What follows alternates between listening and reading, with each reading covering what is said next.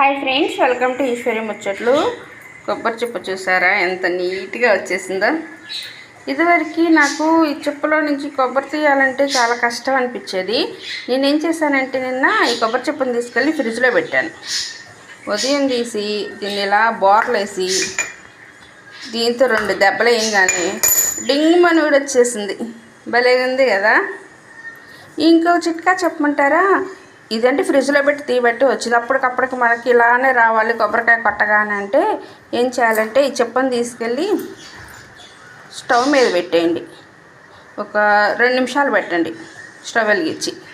తర్వాత stove off చేసి ఈ చెప్పును బయటికి తీసి ఇట్లానే బోర్లో వేసి 2 దెబ్బలు గట్టిగా కొట్టారనుకోండి, ఇట్లానే నీట్గా ఊడిపోయి వచ్చేసిద్ది అన్నమాట.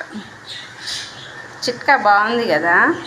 అంటే చాలామంది తెలిసే ఉంటుంది, తెలియని వాళ్ళు నాలాంటి వాళ్ళు ఎవరైనా ఉంటే తెలుసుకుంటారని చెప్పేసి వీడియో పోస్ట్ చేస్తున్నాను అన్నమాట.